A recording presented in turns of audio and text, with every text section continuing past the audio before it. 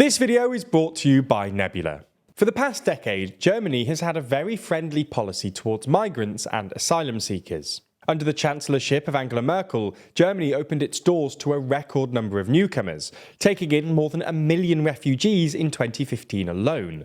When the current coalition came to power in 2021, it looked like they'd continue Merkel's pro-migrant policy. Both the Greens and the SPD are to the left of Merkel's Christian Democrats, and in their original manifesto, they didn't just promise to continue taking in significant numbers of migrants, but also pledged to push EU frontier countries into ending their controversial pushback policies. However, in the past few months, Chancellor Olaf Scholz's traffic light coalition have performed what looks like a screeching U-turn, putting up new restrictions on migration and even pushing for more deportations. So in this video, we're going to have a look at Merkel's unprecedented policy, how the German government's migration policy has shifted, and the politics behind this shift.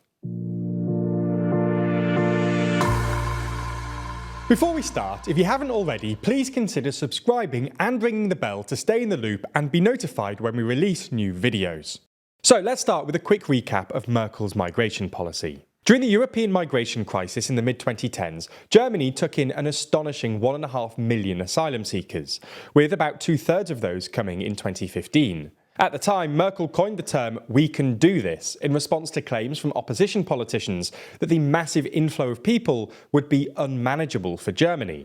While most Germans supported the policy at the time, it sparked the rise of the right-wing AfD party, which staunchly opposed Merkel's open border policy. The AfD had previously been focused on the euro and what they saw as fiscal irresponsibility, but their pivot to an anti-immigration party paid massive electoral dividends, and they performed well in both the 2016 state elections and the 2017 federal elections. Merkel's government even faced a near collapse in 2018, when the interior minister from her coalition party threatened to resign due to his tougher stance on migration.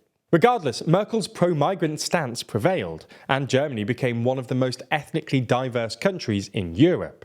The number of foreigners living in Germany increased from 6.8 million to 11.8 million during Merkel's tenure, and 29% of Germans today have an immigrant background, i.e. they're either an immigrant or have an immigrant parent, compared to 18% when Germany first started measuring it in 2005. When he took over from Merkel in 2021, Chancellor Olaf Scholz made it clear that he was not a newcomer set on radical changes. After all, he served as Minister of Finance in the coalition government between Merkel's Christian Democratic Union and his own Social Democratic SPD. The coalition manifesto promised to uphold Germany's humanitarian obligations and criticised other European states like Italy for mistreating refugees. This has become a point of contention more recently, with the Italian government criticising the German government for funding NGOs which have capsized migrants in the Mediterranean, which Italy believes encourages irregular immigration. Soon after taking office, Scholz faced the Ukrainian refugee crisis,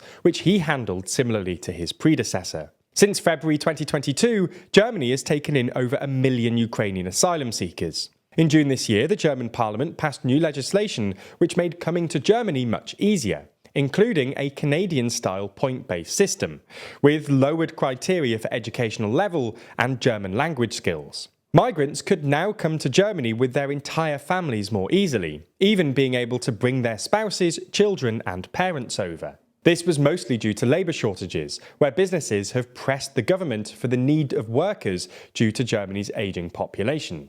Now, however, only a few months after relaxing laws on migration, Olaf Scholz announced that he now plans to severely restrict them. In a shocking address after meeting with 16 of the country's regional governors, he declared that there were too many migrants coming into Germany. New measures would see benefits to asylum seekers cut, make it easier to deport those who are refused refugee status, and toughen sentences for human traffickers. As of now, 280,000 foreigners reside in Germany without a valid permit, but 80% of them cannot be deported as of now due to a variety of legal and logistical reasons, and these new rules have the aim to speed up the process. Refugees would also no longer be given cash, but rather special debit cards with allowances to use in supermarkets, but without the possibility to withdraw money, which, according to Finance Minister Christian Lindner, is intended to reduce the appeal of the German welfare state. Police would also enjoy expanded powers to search refugee accommodations and gain access to their personal digital data in order to determine their identities. And Interior Minister Nancy Faeser said that deportations would target primarily those who engage in organised crime. Nearly 20,000 rejected asylum seekers are expected to be immediately deported as a result of these measures. Now, to be fair to the government here, they would say that this isn't really a U-turn, and that the relaxing of immigration laws in June was to do with regular or legal migration, and the recent crackdown is aimed at irregular or illegal migration. This is also consistent with the manifesto, which promised to reduce irregular migration while encouraging regular migration. Nonetheless, it's undeniably at least a change in tone, and a far cry from Merkel's "we can do this." So what motivated this shift? Well, there are a few reasons. First of all, accommodating so many migrants has proven quite difficult in recent years. The number of asylum applications has been growing rapidly, rising by about 73% this year alone, with shelters full and regional authorities complaining that costs for this are unsustainable. The bigger pressure, however, seems to be political. The Alternative for Germany, or AfD, which has been the main anti-immigration voice in the country since Merkel's rule, is currently enjoying record-high support. At the time of writing, the party polls on average at 21%, above Scholz's SPD at just 16%. The recent regional elections in Bavaria and Hesse seem to confirm this trend in the polling, with big gains for AfD while the government coalition hemorrhaged voters. Additionally, the CDU, which now leads the polls with 29%, has significantly shifted to the right on this issue. In 2022, it elected its new leader, Friedrich Merz, a staunch conservative opposed to Merkel's welcoming policies, who even advocated for removing the right to asylum from the German constitution. As leader of the opposition, Merz suggested the government speeds up deportations back in September.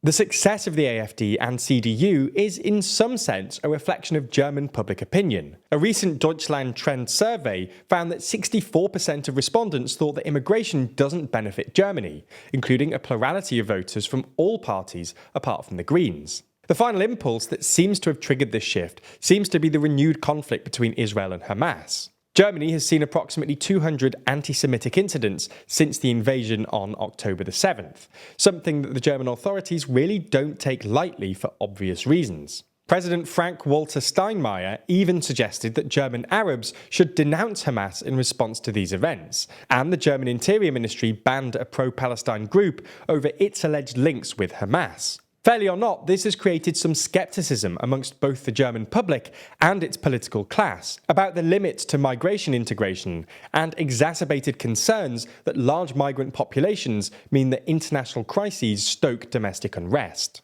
Ultimately, whether this shift marks a new permanent change in German attitude towards migration, or just a blip in an otherwise welcoming country, remains to be seen.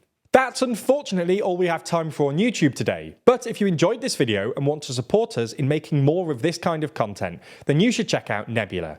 That's the creator-built and creator-owned streaming service where you can watch all of our videos and podcasts across our channels, totally ad-free. Plus, we post some of our videos on there early, and there's a bunch of exclusive content already there waiting for you on the platform. Now, if that wasn't enticing enough, Nebula is also full of incredible content from other creators you know and love, like Johnny Harris, Real Life Law, and Legal Eagle, as well as lots of cool creators you haven't even discovered yet. And the best thing is that this can all be yours for the price of just $2.50 per month. So check it out by clicking the link in the description, and make sure you use our link so they know you came from us, which will help us produce more content in the future.